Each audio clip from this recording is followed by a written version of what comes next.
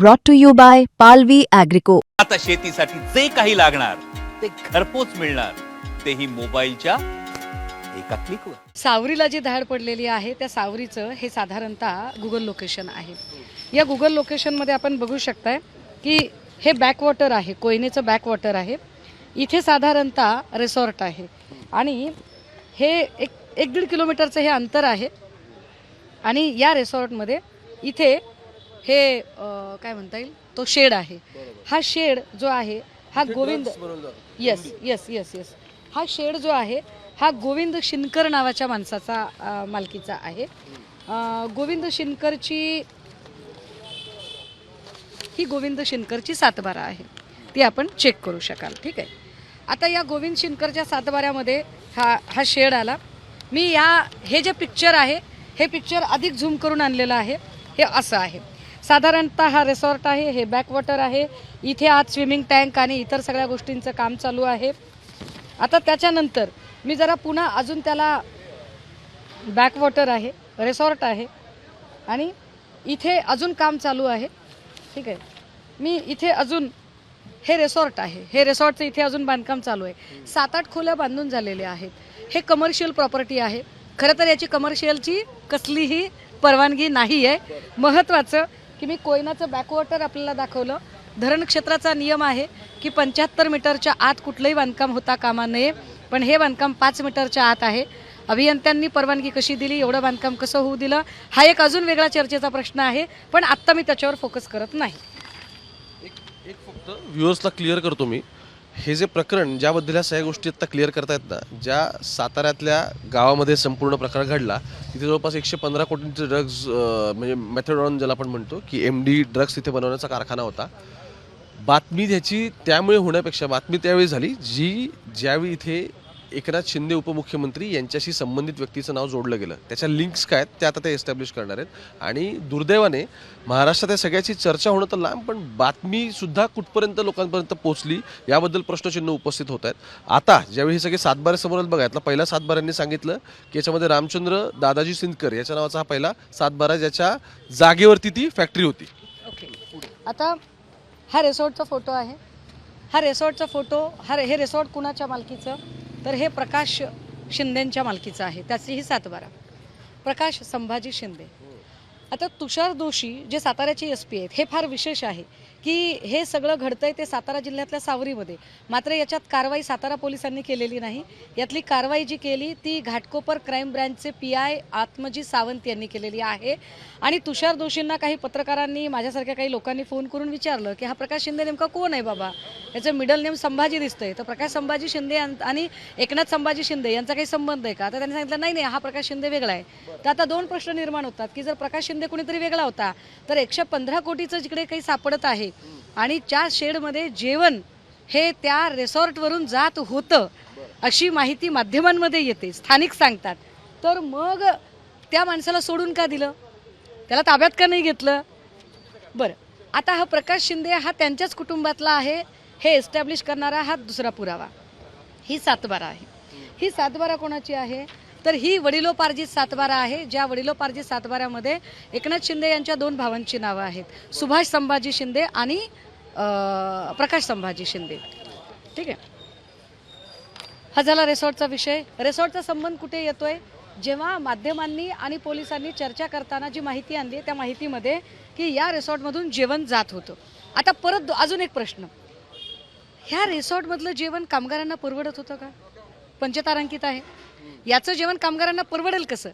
आणि असं गृहीत धरू की हे 100 रुपयाचं जेवण असेल वा साधं जेवण, तर या पंचतारांकित हॉटेलचा ओनर असणारे प्रकाश शिंदे, या प्रकाश शिंदेजींना एवढी अशी काय आर्थिक अडचण आहे, एवढी अशी काय अडचण आहे की त्यांनी 100 रुपयाचं ताट देण्यासाठी इतकी मोठी रिस्क घ्यावी. प्रश्न आहे. चला हे घ्या. आता याच्यानंतर हे जे रिसॉर्ट आहे, या रिसॉर्टमध्ये दादा मी पुन्हा एकदा हा मॅप आणते, पुन्हा सांगते. हे रिसॉर्ट आहे, सॉरी, हे रिसॉर्ट आहे आणि इथे शेड आहे. ओके. आता हा रिसॉर्ट आणि शेड याला जर नीट बघितलं तर आपल्या असं लक्षात येतं याच्यामध्ये की बॅकवॉटर आहे या इथे हा जो रस्ता आहे हा महामार्गाचा रस्ता आहे, खूप थीन आहे, महामार्गाचा रस्ता आहे. पण ही जी पांढरी लाईन दिसते ना, हा सिमेंट कॉन्क्रीटचा रस्ता आहे 1200 मीटरचा. नाही, हा शेड पर्यंत आहे. ओके, शेड पर्यंत रस्ता आलाय. आता विचार करा, ग्रामपंचायतीच्या हद्दीमध्ये तो रस्ता आलाय.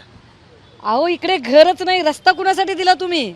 इकडे वर्दळ नाही, लोकवस्ती नाही, घर नाही. एरवी गावांमध्ये कुठे रस्ते नसतात. मॅप दाखवा. हा ही जी पांढरी लाईन आहे हा 1200 मीटरचा रस्ता आहे आणि त्याचा 75 लाख रुपयाचं त्याचं निविदा वगैरे होती. ती कुठून कशी आली, कुणी काढली निविदा, कुणी रस्ता मंजूर केला, कसं काय काम केलं, आणि माध्यमं दाखवत नाहीत. मला आश्चर्य वाटतंय. हा विषय पक्षीय राजकारणाचा नाही, हा विषय महाराष्ट्रातल्या युवा पिढीच्या जीवाशी खेळणारा विषय आहे. ठीक आहे. आता हा रस्ता कुणी काढला, कसा काढला, या रस्त्याला पैसे कुणी दिले, का दिले, याची मागणी कुणी केली होती? कारण मागणी कुणीतरी करायला पाहिजे ना, की आम्हाला रस्त्याची गरज आहे म्हणून. मागणी कुणी केली? No answer. ओके, चला मी पुढे जाते. आता हे हॉटेल कोण चालवत होतं? तर हे हॉटेल चालवणारी जी व्यक्ती आहे ती व्यक्ती, तिचं नाव आहे रणजित शिंदे. रणजित शिंदे कोण आहे? तर रणजित शिंदे हा युवा सेनेचा तालुका प्रमुख आहे, शिंदे गटाचा. हे त्याचं नियुक्तीपत्र. रिसॉर्ट चालवणार. हा, रणजित शिंदे त्याचं हे नियुक्तीपत्र. हा तालुका प्रमुख आहे. रणजित शिंदे हा व्यक्ती आहे. हा रणजित शिंदे हे श्रीकांतजी आहेत. रणजित शिंदेचा फोटो यांच्यासोबत का आहे? कारण हे दरेगावचे सरपंच आहे. हे दरेगावचे सरपंच आहे. दरेगाव महाराष्ट्राला माहिती आहे, त्यामुळे दरेगाव हे एकनाथ शिंदे साहेबांचं गाव आहे आणि त्या गावचे सरपंच रणजित शिंदे आहेत. रणजित शिंदे हॉटेल चालवायला घेतलं होतं आणि हॉटेलची मूळ मालकी ही प्रकाश शिंदेची आहे. प्रकाश शिंदे एकनाथ शिंदेंचे भाऊ आहेत आणि या हॉटेलवरून जेवण जात होतं असं स्थानिक माहिती सांगतात. स्थानिक म्हणतात की चेहऱ्यांची ठेवण बघता ते चेहरे भारतीय नव्हते, ते चेहरे बाहेरचे होते. मग ते चेहरे कुणी बांगलादेशी आहेत का, की अजून कुणी आहेत? मग ते चेहरे तुम्ही शोधून काढणार आहात का? मग या चेहऱ्यांवर एरवी इतरत्र ठिकाणी ज्यांना चेहरे दिसतात शोधायला जातात. नवनीत राणा असतील, नितेश राणे असतील, कंगना रनौत असेल, किरीट सोमय्या असतील, ते त्यांनी माहिती काढावी. जी माहिती स्थानिक देतात, किंवा तिकडे पंच वगैरे होते, खूप लोक जमली होती त्यावेळेला ते जे रेकॉर्डवर लिहित होते पोलीस, त्या रेकॉर्डवर लिहिताना जी नावं त्यांनी ऐकली होती ती 3 नावं होती. ती नावं मी सांगते, ही नावं कुठेही आली नाही. ही नावं होती, एक कायम नजर अब्बास सय्यद, कायम नजर अब्बास सय्यद. दुसरं नाव आहे हबीजुल फक्रुल इस्लम, राहणार लहरीघाट, पोस्ट सेतू, याकडी, जिल्हा मोरीगाव, आसाम. आसामचं नाव आहे. आणि तिसरं नाव आहे राजिकुल खलीलुल रहमान. आता प्रश्न असा, ही 3 नावं रेकॉर्डवर नाही आलीत की नाही आय डोंट नो, कारण अजून FIRच आपल्याला दिसत नाहीये. पण तिथे स्थानिक जे लोक, ऑनलाईन अपलोड पण नाही आली FIR. हा, आता ती का अपलोड झाली नाही ते मला कमाल वाटते. जेव्हा की ती आपल्याकडे ऑनरेबल कोर्ट सांगतं की police are only the custodial of FIR, they are not owner of the FIR. Okay, आता ही यायला पाहिजे होती. आता हे 3 लोक आहेत, या 3 लोकांच्या चेहऱ्याची जी ठेवण होती ती ठेवण भारतीय दिसत नव्हती. ही कारवाई करतानाचे काही फोटोग्राफ्स आहेत. आता परत म्हणतील की बाबा नाही, तुम्ही कसं काय प्रकाश शिंदेजींचंच नाव घेताय, ते भाऊ कसे काय असू शकतात?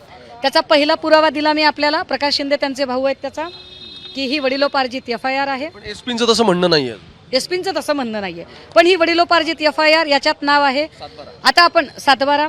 परंतु असं आपण गृहीत धरू की 7/12 असणारा प्रकाश संभाजी शिंदे कुणी वेगळाच आहे, असं गृहीत धरू आपण, आणि दुसरा प्रकाश शिंदे अजून एक वेगळाच आहे. पण जर मग असं असेल तर म्हणजे हा प्रकाश शिंदे आणि तो प्रकाश शिंदे वेगळा असेल, तर एकनाथ शिंदेजींचे जे भाऊ आहेत प्रकाश शिंदे, त्यांच्या 2 मुलांची नावं, त्यांना 2 मुलं आहेत आणि त्यांची नावं तेजस आणि यश अशी आहेत. आणि या हॉटेलचं नाव तेज यश असं आहे. तेज यश नावाचा हॉटेलचा ब्रँड आहे. हा दुसरा पुरावा. तरीही म्हणणं असेल की नाही बाबा प्रकाश शिंदे कुणी दुसराच माणूस आहे, तर माझ्याकडे एक तिसरा पुरावा आहे. त्या गावामध्ये हे बॅनर होतं. हे आहे वाढदिवसाच्या शुभेच्छेचं बॅनर. रुद्रांश व दादाला आणि मोठ्या पप्पांना, मोठे पप्पा म्हणजे मोठ्या वाढदिवसाच्या शुभेच्छा. शुभेच्छुक यश प्रकाश शिंदे, तेजस प्रकाश शिंदे. आता हे तेजस प्रकाश शिंदे यांना मोठे पप्पा का म्हणत असतील? यांना काय हे मोठे पप्पा म्हणतील बरं? मी पुरावे देते, मी लॉजिकली. आता याच्या उपर तरीही जर म्हणणं असेल की नाही हा प्रकाश शिंदे वेगळाच आहे, तर माझं आता अजून एक म्हणणं आहे, मग मला प्रकाश शिंदे दाखवा. मला दाखवा तो कोण आहे तो प्रकाश शिंदे. बाप दाखवा नाही तर श्राद्ध करा अशी म्हण आहे ना आपल्याकडे.